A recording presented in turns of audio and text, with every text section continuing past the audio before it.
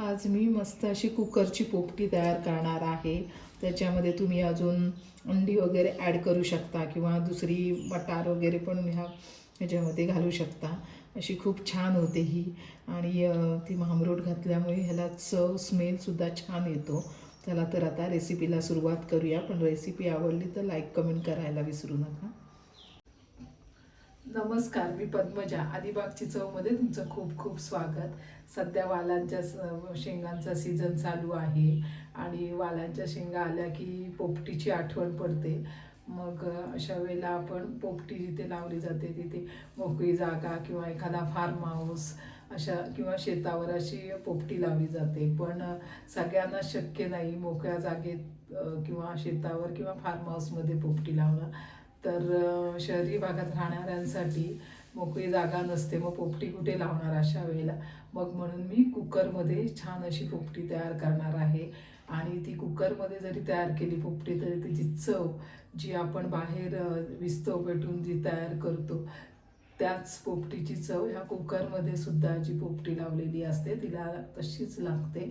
त्यात किंचितसुद्धा फरक पडत नाही. अशी खूप छान अशी 31 निमित्त मी कुकरमध्ये पोपटी तयार करणार आहे.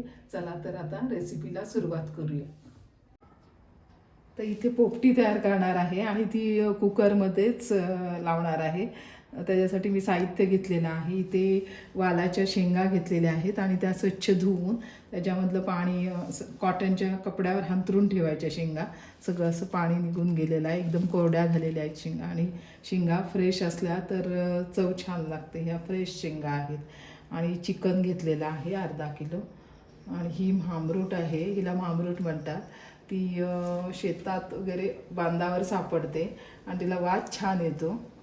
आणि हे सगळं साहित्य घेतलेलं आहे. इथे मी ही थोडी पेस्ट केलेली आहे. आलं, लसूण, कोथिंबीर आणि हिरवी मिरची. फक्त ही एकदम बारीक नाही पेस्ट केलेली. त्याच्यामध्ये लिंबाचा रससुद्धा नाही घातलेला आणि दहीसुद्धा नाही किंवा पाणी पण नाही. म्हणून अशी जरा भरडच झालेली आहे पेस्ट. इथे खडे मीठ घेतलेलं आहे, मिरची पावडर, हळद, काळी मिरी पावडर. आणि इथे मी मटण मसाला घेतलेला आहे. चिकन मसाला नाही घालणार, मटण मसाल्याचं थोडी टेस्ट फक्त थोडंसं घेतलेलं आहे. आता ही चिकनला सगळं मॅरिनेशन करून घेते. आता चिकनला हळद लावून घेते. फक्त हळद किती चिमूटभर घ्यायची आहे. जास्त हळद घेतली तर थोडा हळदीचा वास येतो म्हणून अगदी चिमूटभर हळद घातलेली आहे. आणि चवीनुसार मीठ घालून घेते.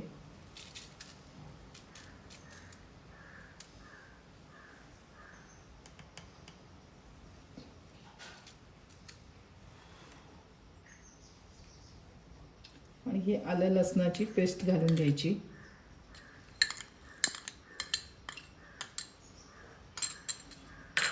कालून घ्यायचं आहे. नंतर मग मिरची पावडर लावणार आहे.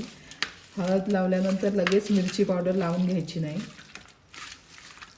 जी हळद आहे ती सगळी कालून घ्यायची चिकनला.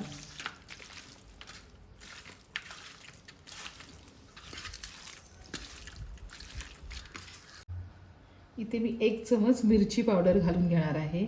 फक्त मिरची पावडरच घालायची, घरगुती मसाला घालणार नाही याच्यामध्ये. आणि थोडंसं अगदी मटण मसाला अगदी थोडा आहे, 1/2 चमच.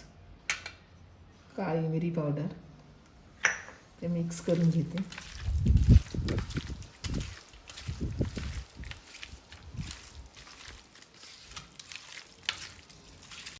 आता चिकनला मसाले वगैरे छान असे लावून झालेले आहेत.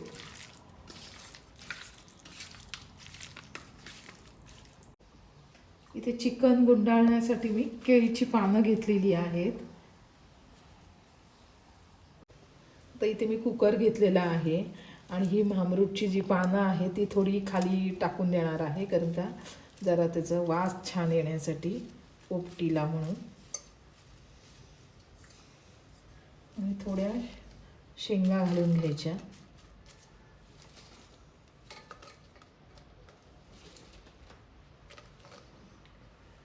थोडंसं खडे मीठ. तुमच्याकडे खडे मीठ नसेल तर आपलं साधं मीठ घातलं तरी चालेल. आता इथे मी चिकन ठेवणार आहे ह्याच्यावर. आता इथे केळीचं पान घेतलेलं आहे, लेग पीस आहे आणि अजून एखादा पीस ठेवून देणार आहे याच्यामध्ये आणि असं गुंडाळायचं.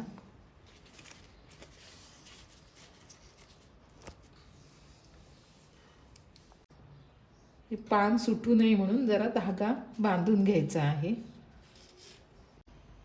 धागा बांधून झालेला आहे, अगदी घट्ट बांधायचं नाही आणि इकडनं तर हवा जायला चान्स आहे म्हणून असे सगळे बांधून घेते पीस आणि ठेवून देते याच्यावर. आणि जर तुम्हाला व्हेज पोपटी करायची असेल तर चिकनच्या ऐवजी फक्त शेंगा घालायच्या आणि त्याच्यामध्ये थोडासा ओवा घालायचा.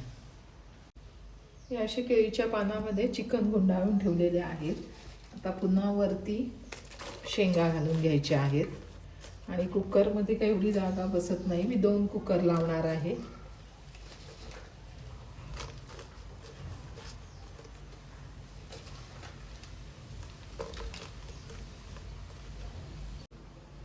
थोडासा ओवा घालून घेणार आहे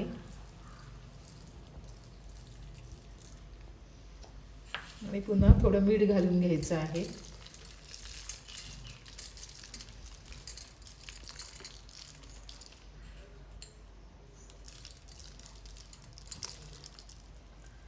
आणि आता वरती पुन्हा मामरूट लावून घ्यायची.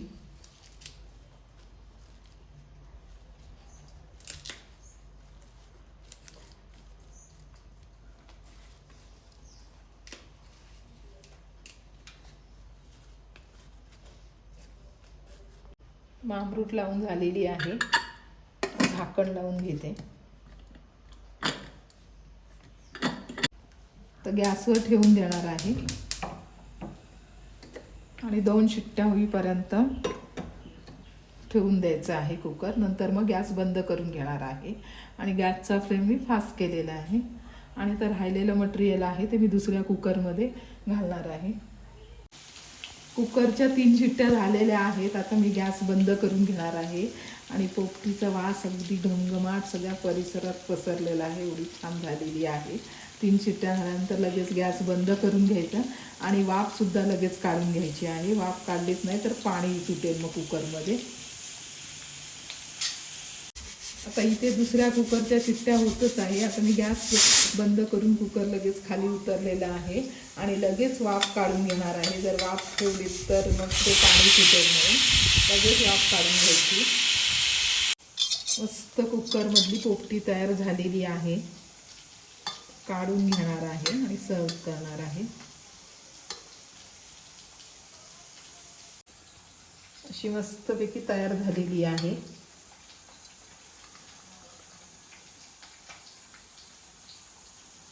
थोडंसं वाफेचं अगदी पाणी सुटलेलं आहे, ते गाळून घ्यायचं.